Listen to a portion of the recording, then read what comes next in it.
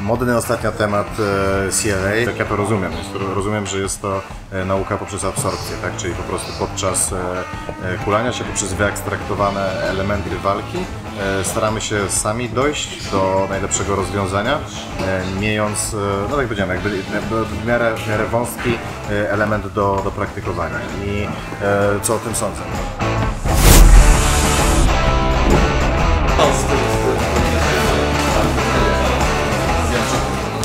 Kiedy Cię zobaczymy na zawodach MMA Polska? Na 45.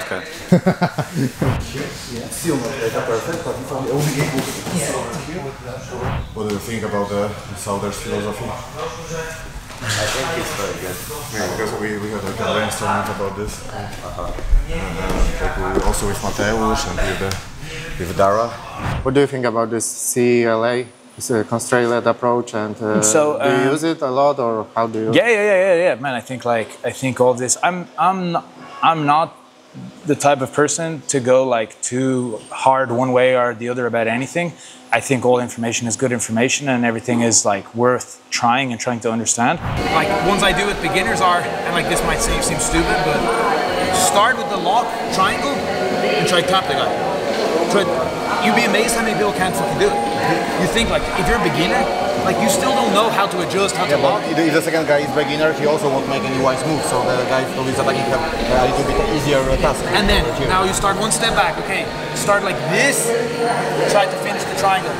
But I want the person who's attacking to focus on the head, because the guy is going to lift up. Make sure you focus. But it was your advice. Yeah. This, focus on the head. Yeah, exactly. Yeah, so you give them this like thing to focus on. Now you take it back a step.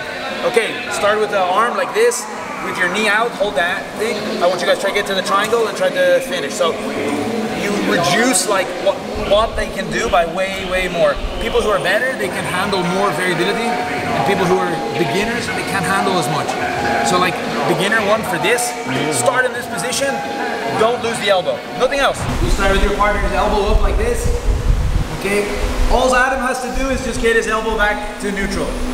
Okay, he wins.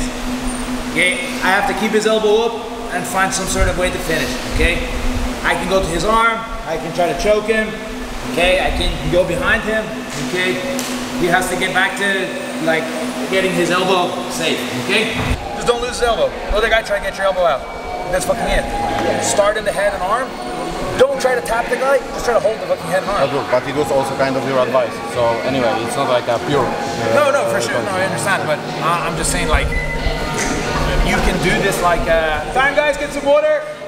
You can do like, you just have to understand how to make the specific for the level of the people, you know? So like, you can tell people with tons of experience, hey, start in the mouth, escape or submit. If you tell a beginner that, it's just chaos, you know? But with the beginners, it doesn't make any sense. Exactly. But you need to reduce so they cannot do so much things that they are able to focus on a simpler. That makes sense? Yeah, of course. And we all like agreed that it gives like really nice ideas of the scenarios of drilling. But hating giving the details is also retarded. So from one point of view, it's like it's really interesting and really nice, and can be used in a trainings like with like I think really nice effect. But on the other hand, it's like not teaching at all. So only like giving scenarios. I think it's not like so he's extreme in his. I think he gives details, but. Like he gives them in like a, maybe not like that specific way, but he still will give you details. I think a lot of people that try to replicate him don't do what he does. So a lot of people do something else and they call it the same or try to replicate it. But from what I've seen, at least what's available online of his trainings, those are like totally different from what you see from other people. And I think he really understands jiu-jitsu very well. And he's able to create like very good like practices. Yeah, but on the other hand, he's like hating the drilling. I think he he went extreme with it to like kind of prove his point, of course. I think for the advanced fighters, it will be great, you know, because you don't need to find like a super good details, you know, to finish heel hook, for example, you know. But like I don't know, finding the details of the leg lock games during like a free rolls or something like this, it's impossible, you know, because like Actually, at our gym, we've been doing it for the beginners, and surprisingly, it actually like comes out like pretty well. Like, of course, you have to be careful with like deep submissions like heel hooks, but just giving them like maybe I don't know like a leg position, and your only objective is to hold it. The other guy only objective is to clear it. It is about the entrance to the positions, you know. So I find it might be useful, you know. But let's talk about let's think about the finishes, like when there is like hundreds of details, you know, to make it properly. Yeah. And also, like when you're like first time, like let's say like a white belt just came, like you're just learning to finish a heel hook, like you probably will not remember like all the fine details at the beginning. Yeah, that's why the are more important. Yeah, exactly. So at the beginning it's just like getting the finish however you can in a safe way so no one gets injured, and then when you encounter problems that you cannot finish it anymore, okay, now maybe we add something more, now we start to explore the position more. But now the guy has also like a much better understanding of the situation. It's not that you give them like, oh, the elbow needs to be here, but he has never seen the heel hook before. So I think the details are like important, but they come maybe like later once you already have like idea of the position. But I still feel like I think about this from my point of view, like when I was not like super talented, to be honest, and like finding the solutions on my own, like takes me much more time than the situation when somebody will introduce it to me. You know? So from what I understand and what I've seen, he doesn't actually like of course you like discover it on your own, but he will tell you what to do.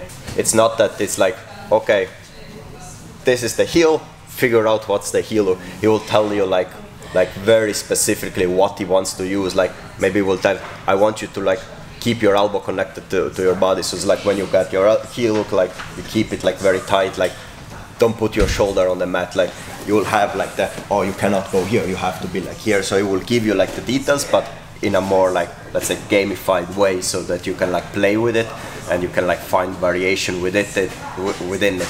Like I think usually the answer is balance, you know. So like every extreme part of it like would be like probably not so efficient as a balanced play. To like hear about like I don't know, like if Pavel starts to talk to me about like false rip and how he sees and like details that he has, like of course I'm not gonna be like I just want to play. It's like I'm gonna listen, I'm gonna like look, try to like understand, and it will definitely like improve my understanding of the position. So it's like I wouldn't like discard the details like right away, or like just like they're like useless. So definitely not like that.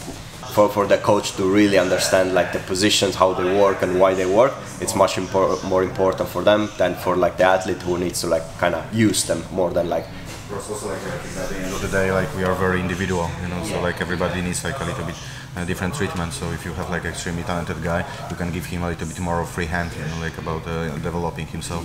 But sometimes you have guys with the two left hands, you know, and he need like a guiding, you know. Like I remember, I think was I don't know if it was like he was someone who was like very flexible, and he was telling like, oh yeah, when he like comes here, you put your leg here and you push him. I was like, yeah, my leg doesn't come here. What do I do? So it's like, yeah, that detail doesn't help. Let's make like a free drill, which I guess will help a little bit of stand-up situation. Okay, so we have three positions: front headlock, back control from the stand-up, of course, and single leg. Okay, and there is like a one position which is connecting all this one thing which is connecting all this position all together. It's a hand of the opponent on the mat. Okay, so if only I'm here, okay, I'm not trying to submit, I'm not trying to do anything. My goal is to put his hand on the mat. Okay, if only his hand on the mat, now I have possibility to switch the position. Okay, so I can go straight to the back or I can go to the leg. Okay, so if only I would be able to switch it for the left, it's cool. It's also important to that my opponent is helping me with this. Okay, so after every switch, try to lift your hands from the mat. Okay, that we will be trying to defend. Okay, from here, I'm trying to put his hands. I'm trying to put his hands on the mat again. okay, and if it's on the mat, I'm switching the position, okay, so I'm switching it again to the back control, okay. My opponent is lifting himself, okay. From here, I would like to put his hand on the mat again, just to switch the position to a single leg or to front headlock again, okay. He's standing up again, okay. He's trying to switch to the mat, okay, to switch. He's standing to the mat, okay. So.